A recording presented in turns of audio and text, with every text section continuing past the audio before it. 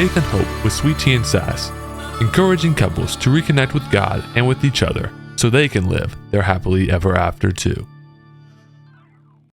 Welcome back to another episode of Hope and Faith with Sweet Tea and Sass. Today, we're going to talk about the unlikely meeting.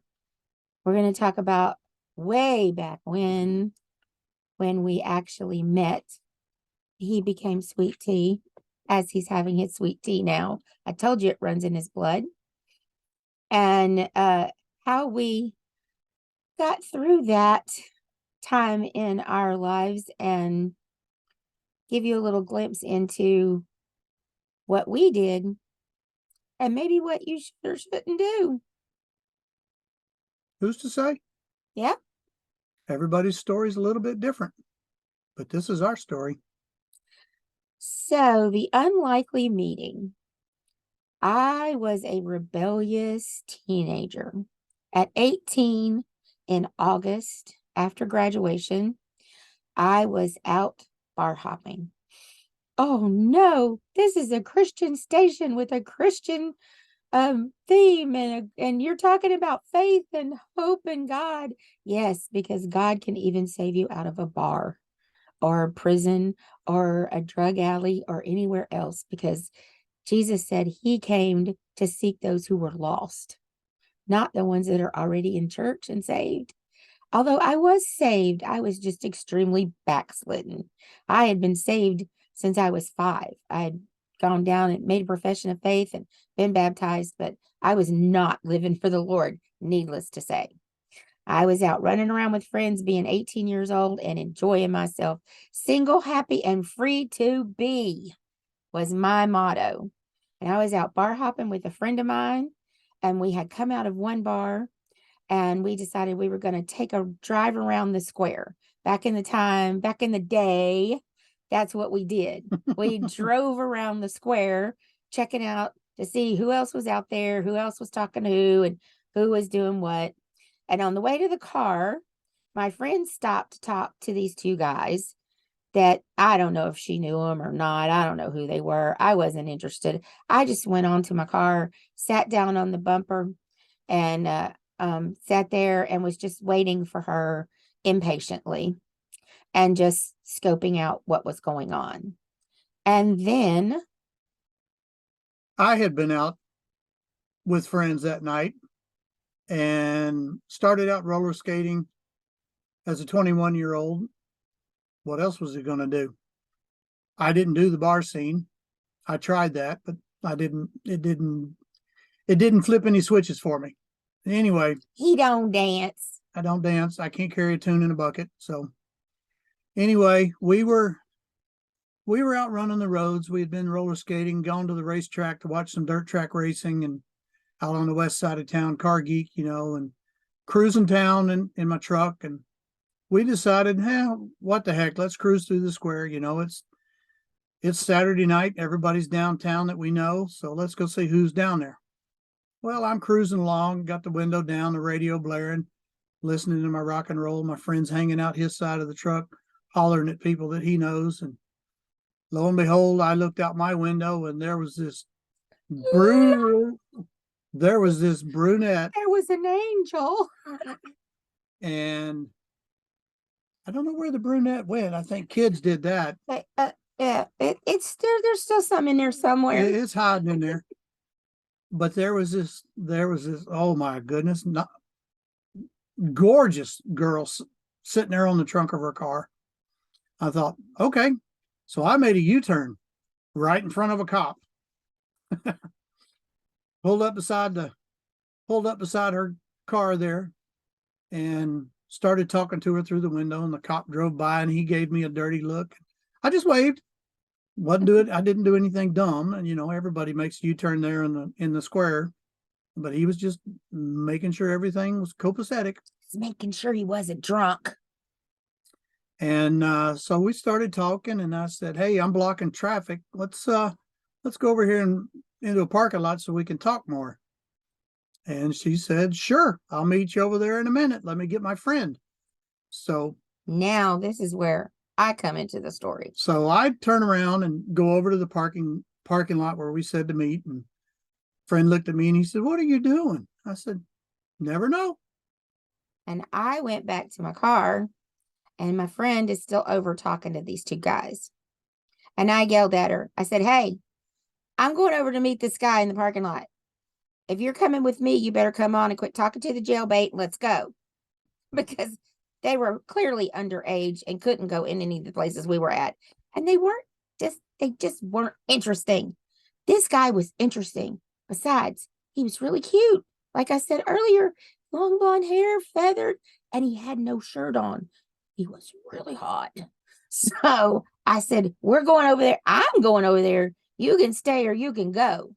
So she jumped in the car. The funny part was the two guys she was talking to stopped traffic so we could back out, so we could go meet the other guys. We went over to the parking lot where they were, and I'm circling around trying to find them. And she goes, "That's them over there." And I'm like, "No, that guy didn't have a shirt on." She goes, "He put a shirt on." Like, all I got, I'm thinking he's a cute guy, hot guy with no shirt. So we pull up and we stop, and he's over there talking to him and his friend, to a guy I went to high school with, and another girl. So I felt a little bit better about it because I knew this guy from high school. Well, he knew them also.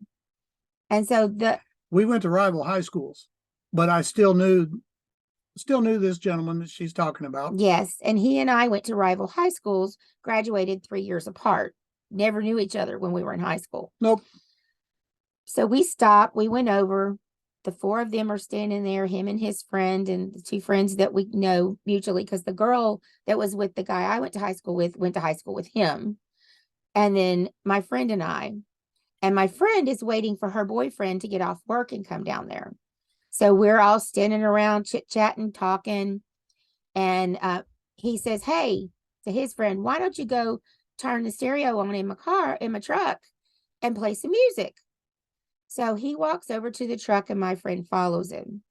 Well, the next thing I know, I look over there and they're making out. And I'm like, "Hey, you don't need to be doing that." And she's like, "Why? You're standing over there talking to him." Like, "I don't have a boyfriend." As soon as I said that, he makes one step closer to me and holds my hand, y'all. Yep. Made his move. Oh, sweet tea, just like molasses. Stepped over and held my hand. Yep. Been holding her hand ever since. I thought, "Oh, isn't he sweet? He's just so sweet. He's going to hold my hand." And we stood there talking, holding hands. And we talked for probably an hour and a half there. At least. And then I said, "Well, I got to go. Reluctantly. I got to get up and go to work in the morning. I got to be at work at 6. And so I need to go. And this is about 1 o'clock in the morning. So I said, "I need to go. I want your phone number so I can give you a call tomorrow when I get off work, or I'll call you tomorrow at lunch." And you know what I said? Well, he said, this is really the whole story, because I'm the one into details. The whole story is that he says, "Well, I would really like to see you again, but I have a family reunion down in South Texas on Saturday. Down in South Texas. Yeah, on Sunday. I have to work tomorrow and we're leaving right after work. And then I have a family reunion on Sunday and I'll be back Sunday night. So I'd like your number so I can call you on Sunday when I get back from the family reunion." Well, my background being what it was, I don't trust men. Men are not trustworthy. They had already proven that to me from conception. They run out on you. They leave you. They're just no good. So I was just like, "Yeah, right. You got another girl you're going to see." I didn't say that to him, but that's exactly what I was thinking. You got a date with another girl tomorrow night and you don't want me to know about it. You just want to play the field. It's fine. I'll give you my number, but whatever. So I gave him my number. He gave me a little peck on the mouth and off we went. He went home. Got up the next morning, went to work, And called her at lunch. I drug on home around 2-3 o'clock in the morning and passed out in the bed. And me and my friend stayed over. She stayed over, and we're still sleeping when he called at lunch the next day. And I asked to speak to Elizabeth, and her mom begrudgingly went and woke her up Yep. And I went and I was texting Tina. I was like, is that guy we met, that one we stopped in the parking lot and talked to? What was his name? It was a vowel name. It started with a vowel. I can't remember what his name was. We'd been bar hopping. And I'm not telling you that we had not been drinking, because we had. And I was trying to think, what was his name? It was a vowel name. Anyway, Fortunately, he told me on the phone what his name was again. so we talked for, I don't know, 5-10 minutes on the Yeah, you phone. were on your lunch break. And so I had to get back to work The story was still the same, the family reunion. and got off work that night and loaded up in the car with mom and dad and my sisters, and off to South Texas we went. 21-year-old loading up with his mom and his sisters and was in the car and going to family reunion. Yeah, right. It gets better. So we get back Sunday afternoon and I said, hey, I want to call you. I'm home from the family reunion. I want to come out and see you, but I'm going to have ice cream with my mom and dad first before I come out, and I'll be out in about an hour.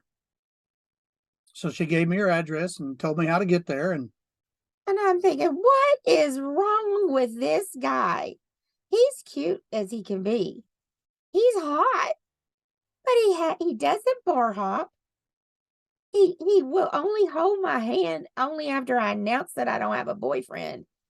He goes to family reunions and he's having ice cream with his parents. I can't wait to get away from mine, and he's having ice cream with his. What is wrong with him? I had no idea, but I had every intention of finding out. so I came out to the house that night. I don't know. I was out there a couple hours, 3 hours. Oh, I don't know, but I want you to tell them what happened when you got there. Oh boy. I walked in or I knocked on the door and she met me at the door, and I came in and her mom and dad were in there. Not Her my dad. her stepdad were in the kitchen there, and her little sister and brother, and I walked in and I introduced you to my stepdad. yep, I shook his hand, and her mom turned around and I introduced you to my mom. and I said, "Hi, Mom." And the flames went flying. Straight out her eyes. You got to remember, in that day, everybody that you knew as a friend, their mom was mom, their dad was dad. You know, you walk in, everybody was mom, everybody was dad. At least that's the way it was with all of my friends in town. I assumed it would have been the same way with her, but no, it wasn't that apparently, way with her. be careful what you assume. Yeah, 'Cause, just don't assume. That's the best policy. so anyway, her flames were flying out of her eyes and out of her ears, and you could just see the hatred coming out of this woman. And I thought, Immediately, well, this is going to be interesting. So we I stayed out and visited for I guess 3 hours, 4 hours. Probably. I don't remember if you stayed for dinner or not. I don't know. I think it was after dinner when I got out there, I don't remember. because I had had dinner at home with mom. It's been a day or two. At least a minute. Yeah. So I don't remember if he stayed for dinner or not. Probably not, the way my mom was acting. She just instantly hated him. Of course, all the guys that she liked, that she wanted me to like, I didn't have any interest in whatsoever. And the ones I liked, she thought were awful. She didn't say anything about him. She just didn't like it. And you could make sure you knew by the way that she was acting that she didn't like it. Oh yeah, it was first encounter of the angry kind. angry kind. Or maybe the crazy kind. I don't know. Insane kind. It was an interesting first impression. It was an interesting first impression, and sad to say it didn't get any better. But that began the unlikely courtship of Sweet Tea and Sass. Yep. And that was so that was our first meeting. That was how we met. Me bar hopping and him having ice cream with his parents. How weird is that? And you know what? Up until about a year and a half ago, we still had ice cream with his parents. Yep. But now his parents are having ice cream with Jesus. Yep. And you know what? one day we're going to have ice cream with his parents, with Jesus. Because I know Jesus loves ice cream too.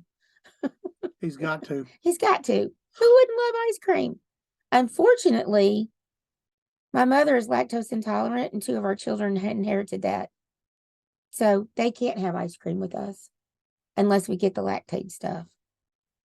Which ain't so bad if you put chocolate syrup on it. Cover it with chocolate syrup. Everything's better with chocolate syrup. But, that also set in motion my mother trying to convince me of every other guy that I knew, how great they were, and how I should call this guy I went to school with, or call that guy I went to school with. And, well, have you talked to so-and-so since you got out of school? This is August. And I'd only gotten out of school in May, and I was starting college in probably a couple of weeks. And, of course I was having to go college local because I had to still take care of my brother and sister. At that time, they were 10 and 5. And so I had to go to school and then be home to take care of them and to cook and to clean and to do all those things so that they could work. And so she was pushing other guys real hard and pushing college real hard. And I don't fault her for pushing college, because she really did have a strong desire for me to go to college and to be the first college graduate in our family. And I wasn't the first college graduate in the family. However, I am the only one with a doctorate degree. So just because you make different choices does not mean that changes what the outcome's going to be.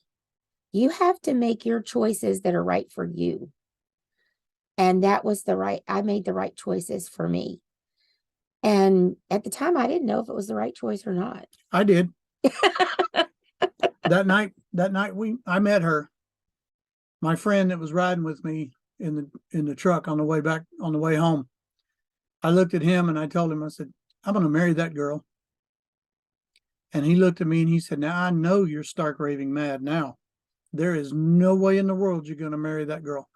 I said, you watch. I am going to marry that girl. I knew the night I met her, she was the one for me. And if he had told me that the night he met me, I would have run like lightning the other direction. He waited about 2 weeks. And he said, I want to marry you. And I'm like, you're crazy. I don't want to get married. I'm going to go to college and I'm single and I don't want to get married. Well, I'm not going to tell you the rest of the story. That's another day. Obviously, that's for another episode. Yeah. But obviously, we're sitting here talking to you. So He must have known what he was talking about. Yep, I did. And here we are today. I had been praying to God, show me the one. I'm tired of like I said, I'm tired of the dating game. I'm tired of this running around, and I'm ready to settle down. And who is she and where is she? And she's downtown in a bar. And I said, show me the one. That's the thing about God.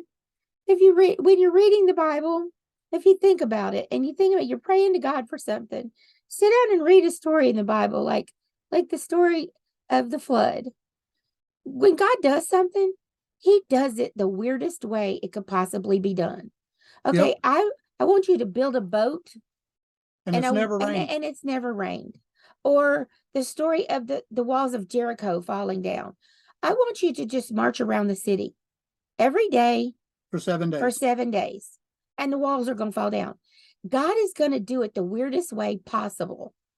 And the reason he does that is because he wants it to be no other way but him. Exactly. He wants you to say, that's got to be God. Because nobody else could have done it if it's God. And it's the same way in our lives today. If you see something happen and it's the weirdest way it could possibly happen, it's God.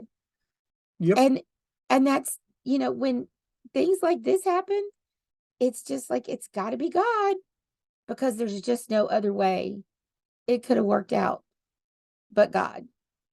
And that's one of my favorite things to tell people is don't stop at the comma, because the good stuff comes after the comma. it always says, But God. this happened, but God, comma, but God. But God entered the scene, and then everything good comes. So don't stop at the comma.